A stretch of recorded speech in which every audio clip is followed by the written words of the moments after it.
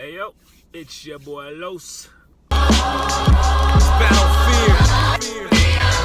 Game time. I'm in the paralysis of analysis. Like, how was the gods allowing this? Losing my grip from the calluses. I know my thoughts are cowardice. It's so relation, I counterfeit. Feel like I'm losing sanity. Yelling, all is vanity. I shake my head and pound my fist. I'm aware that I am finite. My limitations are clear. I'm desiring to steer when tribulations appear. Should be giving God the wheel when situations not clear. Feel like I am getting scared with intimidation and fear. I've suffered pain and misery. I am afraid it's killing me with all this negativity. It feels like Satan's tricking me, behaving in iniquity. How can I say it's ministry? How can I tame the enemy? He gave me the ability. So I'm praying instantly, persistent on my knees. And James will see the remedy. Resist him and he'll bleed. Alright, so I'm talking this extremely rainy day about Believin Stephen, aka Stephen Brindle, Timothy Brindle's brother. Not sure if he's younger or older. Might be younger. Not really important. But anyways, his latest album called Glory Thieves. And one thing most of y'all know, some of y'all don't know, I'm a very honest, upfront person. I don't sugarcoat. I try to be nice, try to walk in love, be respectful, but I don't sugarcoat. I'm very terrible at hiding my feelings and emotions, something the Lord is definitely working on me with. I'm a very straight to the point, in your face kind of guy. And so lately I've really been trying to be more loving, more caring, not just with these reviews, just in life in general, right?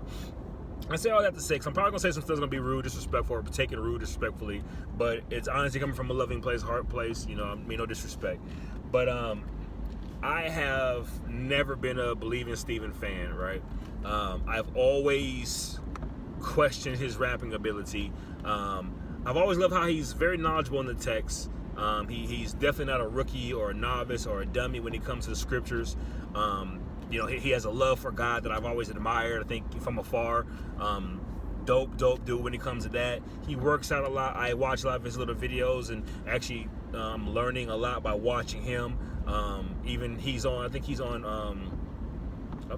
got a couple workout pages we're connected in on, and I've some of his eating habits I've kind of taken as well, and I think he's just a dope guy. I respect him a lot. I think he worked with the Eagles now, or he's worked with Penn State or something like that for a while, their football squad, and so I think he's doing some other things right now. And I'm a huge fan of his life per se, but his rapping I've never been a fan of, right?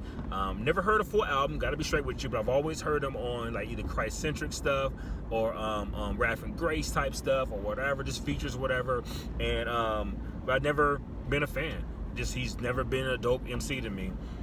His freestyles were always been okay, but just being 100 with you, never been a fan. And so when this album here drops, right, I didn't have any high expectations, right? I was kind of just like, okay. I didn't hear the single. If he dropped the single, I didn't hear it. I don't really do too many singles anyways. It's just me. I'd rather hear the whole album in its whole totality. I don't really do singles. But I didn't hear anything about the album. Didn't hear anyone say go get it. Anyone say not go get it. He's not dropping it off Rap and Grace or Christ-centric or Lamp Mode or anything. It's a label called Game Time. Never heard of it. Probably his own label. I don't know. But nevertheless, though, like I said, I don't know. I'm being straight with you. I just never wasn't really anticipating anything fantastic from his album. His brother Timothy Brindle didn't put him on any of his albums that I ever heard that I recall.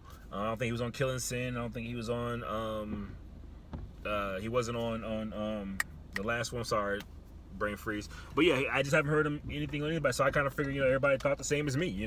That he's a cool guy, cool life. I would love to kick it with him, hang with him. Good dude, but just not a dope MC. And so that was my thought process, right? And so album came out last night. It's Friday. Today's Saturday, so Friday.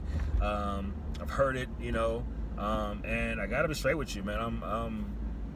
I'm eating every word I've ever said negative about this dude when it comes to being an MC. I am straight up telling you point blank, as a man, I can admit when I was wrong, and I'm definitely wrong about this dude being an MC. Man, I felt like everything I said negative about this cat, right, in my mind or amongst my little circle, he heard. Not that he cares, but just rock with your boy. Like, he heard and was just like, yo, I gotta prove Carlos wrong. You know what I'm saying? Pretty sure it didn't happen like that, but I'm just saying it's just how I felt. This is a phenomenal album. This is for many reasons. And I gotta be straight with you. So when the intro comes on, right, I was kind of just like, see, prove my point. Because the intro was just, I don't know, the intro was it wasn't a whack intro, but it just wasn't. I don't know. I guess I walked into this album thinking what I've always thought. It's gonna be a mediocre album. It's gonna, some mediocre bars here and there. You got my man Chris Jones on the album. His brother Timothy Brindle's on the album. Brian, I keep forgetting Brian's last name, but AKA God Servant, he does a beautiful sermon, a little sermon snippet on the album. And then, you got, I think it's a couple other people, I can't remember offhand, but, a couple features. I figured, Chris Jones going to get on, he going to kill it like he always do. And of course, Tim is a beast, he going to kill it like he always do. And I thought Brian was going to rap, but he ended up preaching.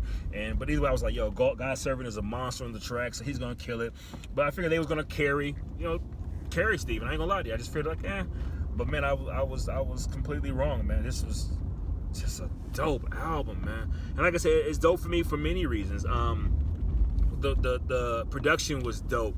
It wasn't over the top, but Timothy Braille, sorry, for Humble Beast, he's on the album. I knew for a fact, we all know Braille got bars. He's ridiculous with it on tracks, and so I was like, surely Braille's gonna kill it and outshine him on every song or everything he does. And then so I'm pretty sure, I would like to think that maybe Humble Beast did some production with it, but the production is not over the top, but it's like I like it, where it got some head bobbing to it, but it's definitely not overbearing. The lyrics still get felt, the lyrics still get heard, and the production isn't doing too much, right? And so good production, right? And his lyrics, like I said, his pen game is just beautiful, man. I felt like he just stepped up his game, his writing game. He's just stepped it up, man. Have you ever heard anything from Stephen Brindle? I promise you, this album, or his way he's rapping on this album here, is, in my personal opinion, different than any time I've ever heard him rap before.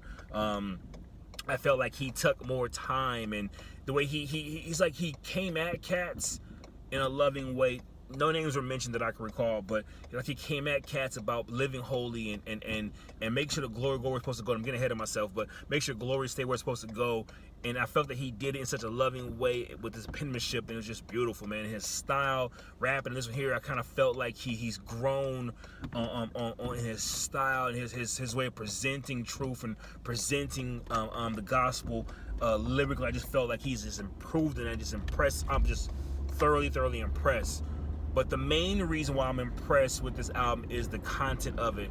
And it's called, like I said, album's called Glory Thieves, right? And so from track 1, and I don't really recall how many tracks on this album, but it's a nice length, right? I want to say 12, maybe. I think 12. But it's a nice length, a nice selection of songs. But each track, right, is basically talking about the importance of us not stealing God's glory. It's just beautiful, man. He did just an amazing job of reminding us as believers and educating unbelievers as well the importance of giving God his glory, his due glory. He is due the glory for everything. He brings up a point about how even unbelievers, I think maybe it was Brian's sermon, but even unbelievers owe God glory for their life. And throughout the whole album, we're reminded of how we own nothing. We have nothing. We come to this earth with nothing. We leave this earth with nothing. All that we have, all that we are, all that we will be is due to God's glory. And so because of that, or God's goodness, and so because of that, we should give him glory for that. So and I felt like, man, okay, I'm trying not to get ahead of myself, sorry. But I felt like, okay, so one thing about, like I said, Stephen I've always admired was it's not beef. I don't think it's beef. And I don't think, it's said in love, it's done in love, but some will take it disrespect, but I don't think it's that way. But he's always had this little, I don't know what to call it, but basically he had something to say about Reach Records, right? And the direction of Lecrae then was going, right?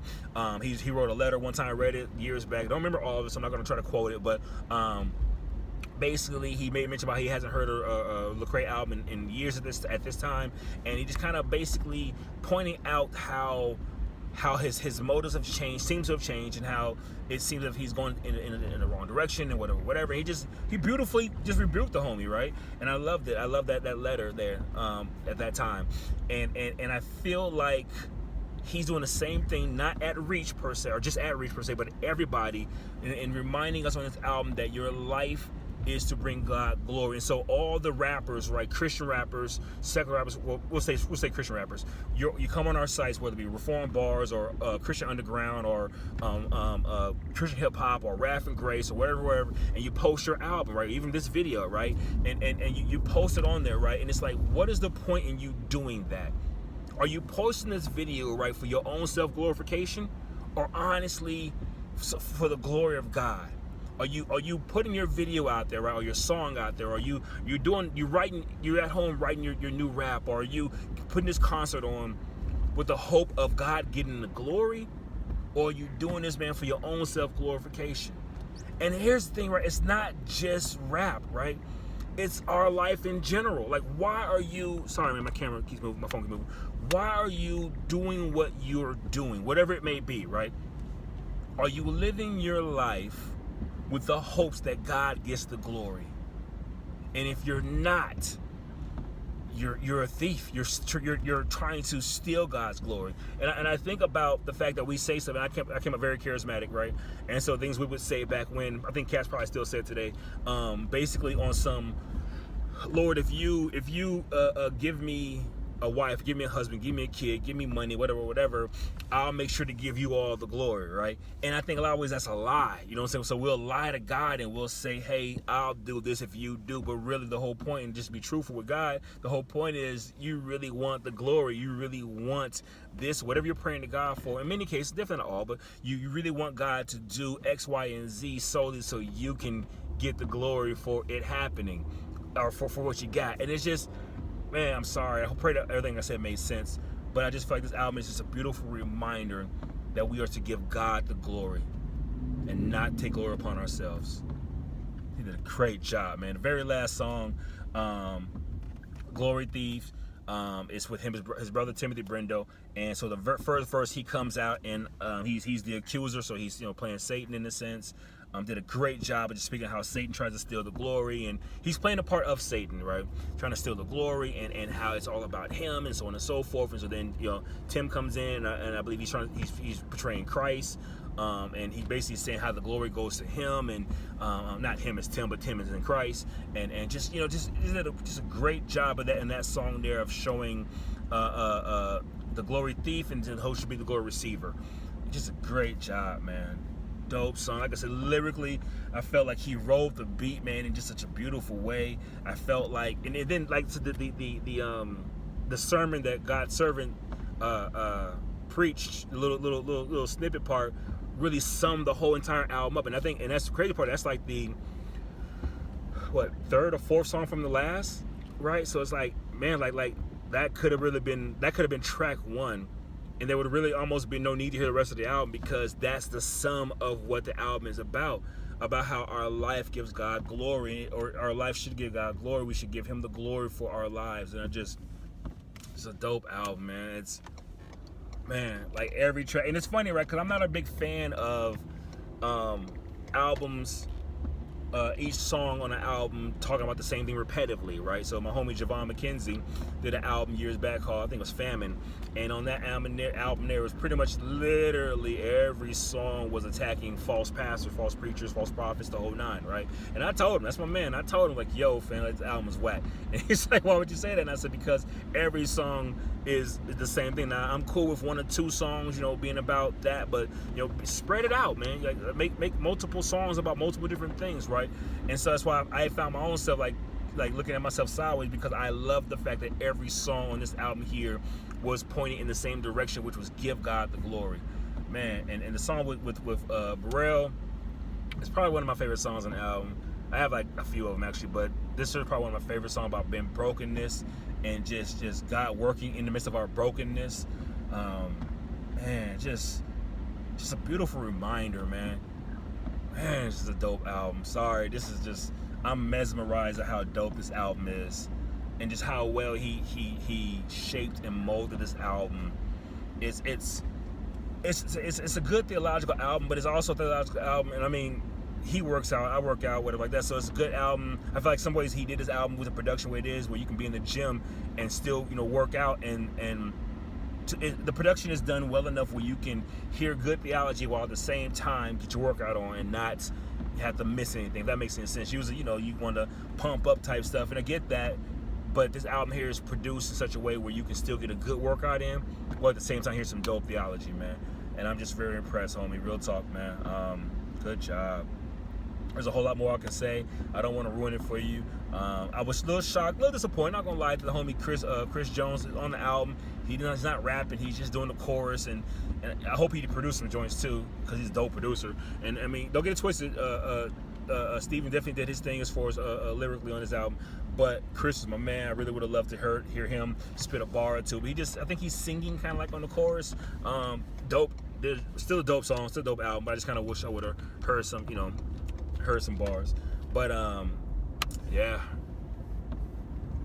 dope album. Trying to think if there's anything else off the top of my head. I can't think of nothing else.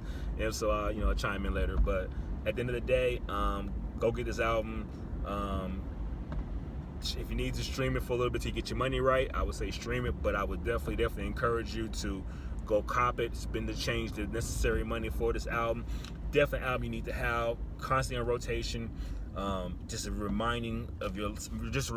remind you that everything you say, everything you do should be for the glory of the Lord. It's just what it is. What it is. It is what it is, man. For real. Especially as believers. But yep, man, go get it. All right, y'all. Grace.